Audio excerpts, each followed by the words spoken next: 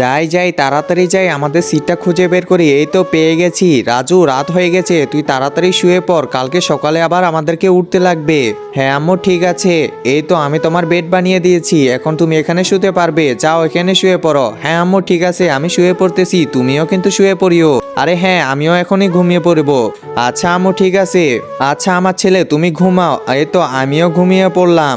আরে আমার তো কোনো মতেই ঘুম আসতেছে না। আরে এই মানুষটা এখানে কি দেখতেছে?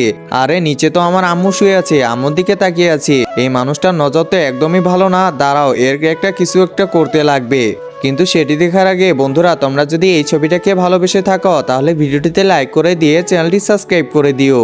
এবার আমার বুদ্ধি খাটাতে হবে। এই তো দুটো আঙ্গুল বাঁকা করে নিলাম, এই তো ঢুকিয়ে দিলাম তার চোখে। ওরে বাবা রে, আমার চোখ তো পুরো কানা হয়ে গেল মনে হয়। ওরে বাবা কি লাগছে। নেক্সট টাইম এগুলো কাছ থেকে দূরে থাকবা, আমার আম্মুর কাছ থেকে এবং অন্য নারীর কাছ থেকেও।